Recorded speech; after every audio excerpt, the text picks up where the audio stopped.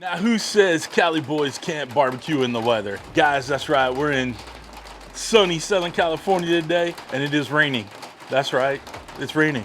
But I got a brisket point that we need to get on this Sportsman right here by Pit Boss. Get some smoke under it. So are we gonna let some rain stop us? I mean, usually yes, but no, we're not. No, we're not. We're gonna power through this one today. So we're gonna get the smoke rolling. All right.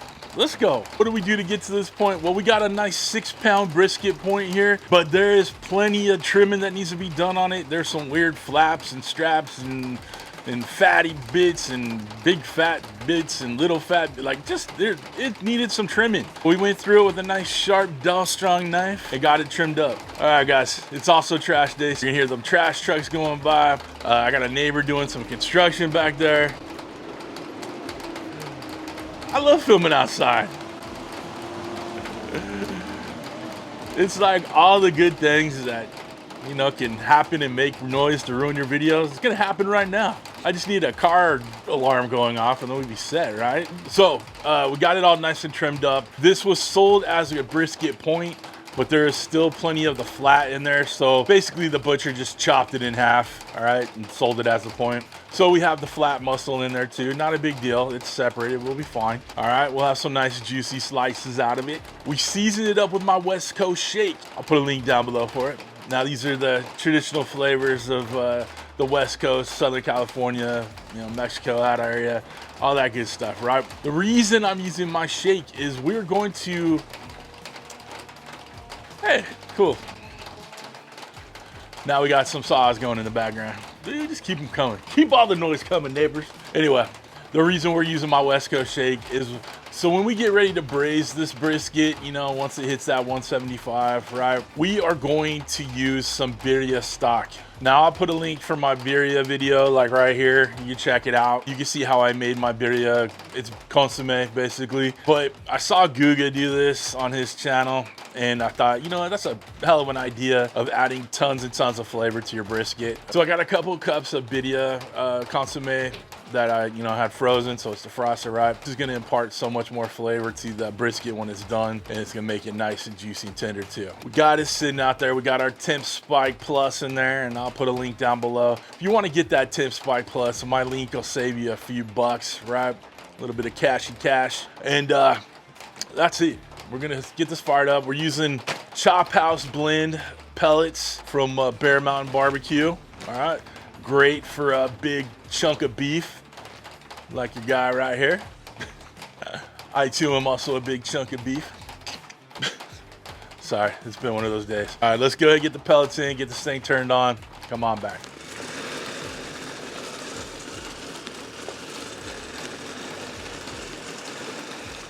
All right, let's turn this bad boy on. We're gonna do a little hot and fast today. Go to 300 degrees, get those pellets running, get the smoke rolling, and then we'll get our brisket in there. We also got our water pan in there, ready to catch them drippings. I took a couple of the racks out. We're gonna put the brisket right on there, right in the middle. We're gonna do fat side down, okay? The heat is obviously coming from the bottom, so we wanted up, you know, the fat to protect the meat, right? Right. While this is getting fired up, the smoke's starting to roll. I left the door open. We're gonna let some of that, you know, kind of heavy duty white smoke kind of burn out. It's not totally necessary, but you know, that, you know, startup smoking process here, I'd rather kind of get some of it out of there, okay? You could already start smelling the pellets burning. It's good stuff, good stuff. You guys wanna get the pellets, the Chop House blend. Bear Mountain Barbecue has like 5 specialty blends going on right now.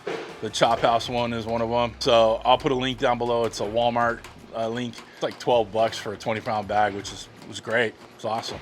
So, all right, we get this thing fired up and then we'll get our brisket on. Go ahead and throw this right in the middle there. Like I said, the fat cap's facing the heat. Got a little bit of the flat up here, the points on the bottom. Got our Temp Spike in there. So we're good to go. Let's shut it down. Of course, now we got the gardeners working. That's okay, getting through this together. All right, got that brisket in there. We're just gonna let it get all that good smoke. We're gonna let it go till about 175, just give or take, no big deal. We do not need to spritz on this. I'm not worried about that. So it's just gonna go until it's 170, 175. And then we'll get it wrapped up in all that good birria consomme. Ready? All right. Like, it's gonna be a few hours for me, but for you, it'll be that, baby. All right, come on back. All right, team, we're 3 hours in, pretty much on the dot. So, hey, go team. We're temping out at 176 right now on the temp spike. It's good enough for me. We're gonna go ahead and put it in that pan, pour that Birria consomme on there, right? And throw it back in until it gets to about 205, 210, right around that area. Use my instant read to kind of check for probe tenderness there. Let's go ahead and pull this thing out, get it covered and smothered, and then get it back in there. Got some great color on that bad boy.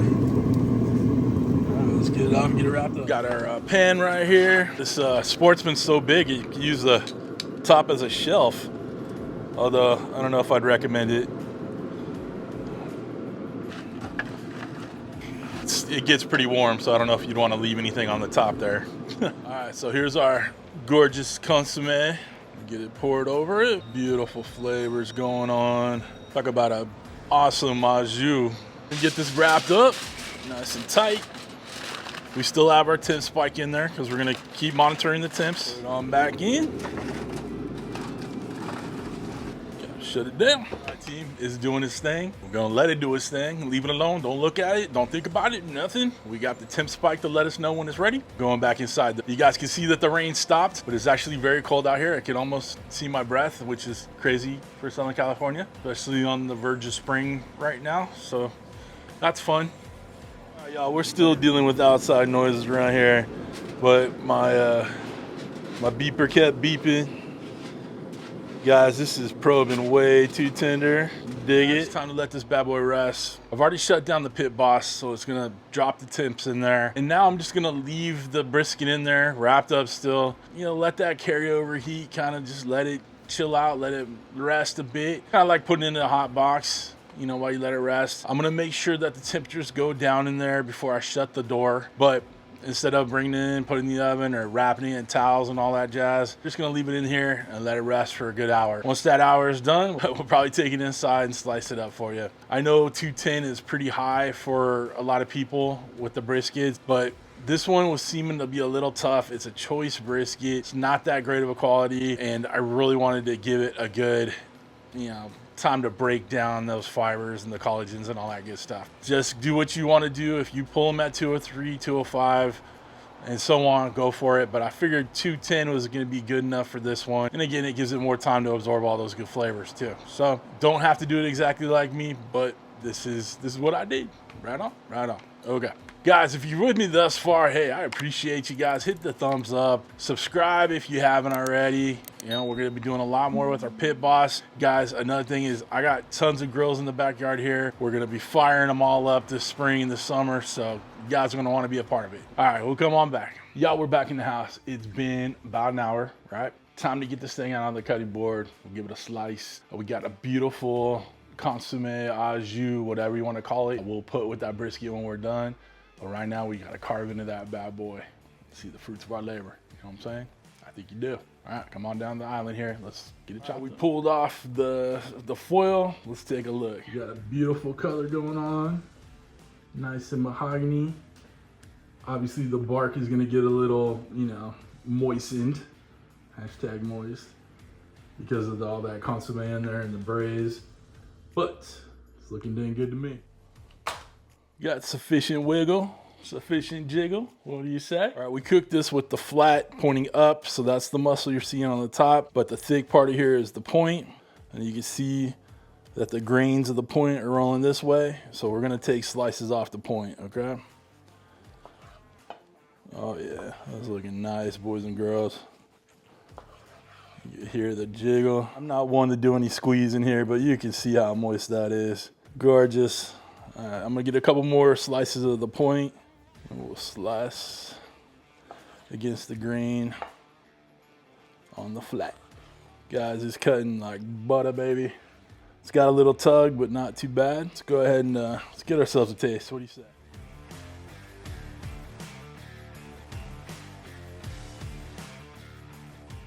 It's all sliced up, it's ready to go. I got me a little bite right here at the point. This was billed as a point when I bought it, but like I said in the beginning, there's plenty of flat to it too, so it looks like the butcher just chopped that bad boy in half, right? Got a little smoke ring. Now, it's time to see how it tastes. All right, so like I said, got me a little piece of the point right here. Nice little bark on it. Let's go. Oh, hell yeah. Gosh. Getting plenty of that video flavor, getting that good smoke, right?